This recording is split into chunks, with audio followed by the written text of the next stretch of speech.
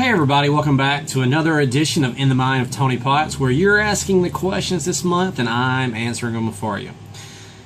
Remember, if you've got a question you'd like to ask me, you can do so at Twitter. Follow me, the Tony Potts, or you can email me your questions at tony@CoosaValleyNews.com. Hashtag Tony Potts, hashtag Coosa Valley News.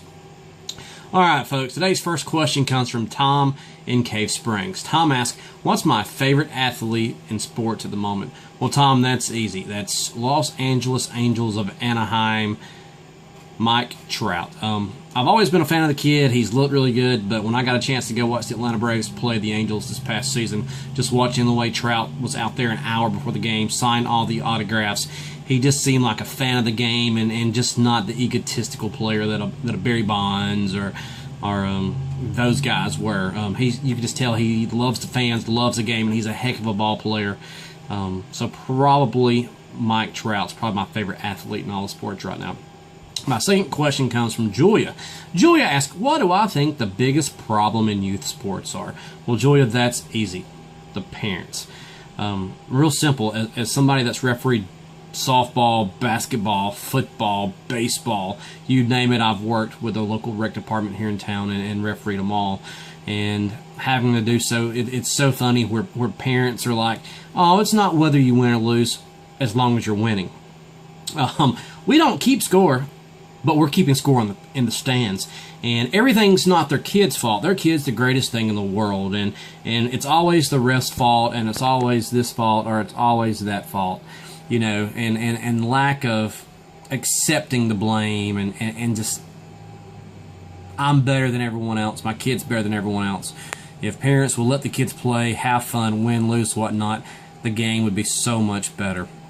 And the rec department tries to make that happen, but as an unbiased fan, if you ever want to see how it really is, go to a basketball game when it starts up in the winter time and just sit on the front row and just listen to some of the things the fans and the coaches have to say. I understand having fun and it's part of the game, but sometimes, you know, you don't use curse words and you don't talk to officials that way. You get what you pay for, and that's kind of the aspect of that.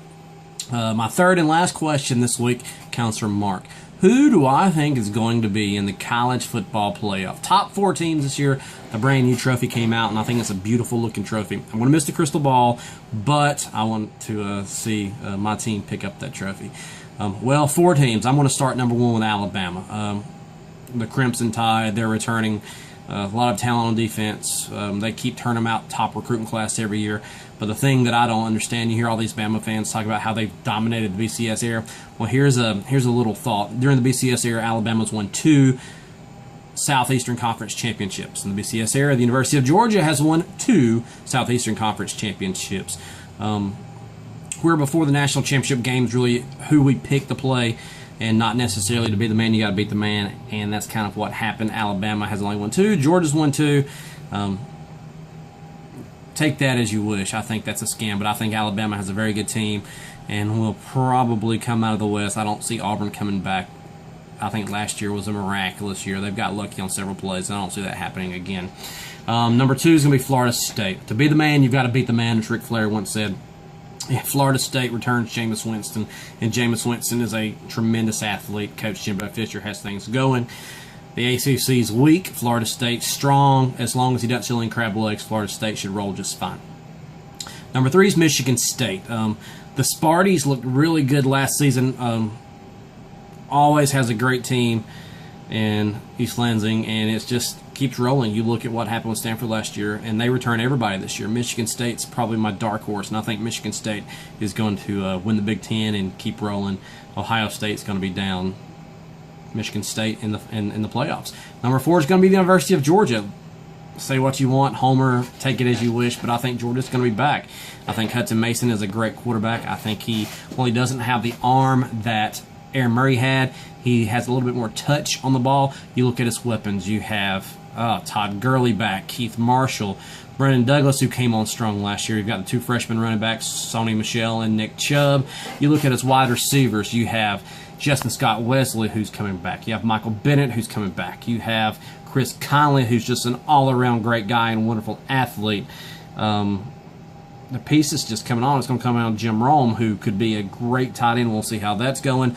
The offensive line should be strong. Shout out to my boy Watts Dantzler and Hunter Long, who good friends of mine. I hope they have a great season. Defense with Jeremy Pruitt coming in. You look at last year, the running defense, stopping the run, sacking the quarterback. Georgia did it. The problem is the secondary, and I think that Tracy Rocker's coming in, and with he's going to turn it up the intensity, and Jeremy Pruitt has really worked the secondary this year and has gotten players to buy into the Georgia way. If you've got a question, call me or Twitter me, the Tony Potts, Tony at CoosavalleyNews.com. One more week in July, and we'll bring in August. Football season's less than 5 weeks or 6 weeks away. I'm Tony Potts. You've gotten in the mind of the crazy man. Y'all have a good week. God bless.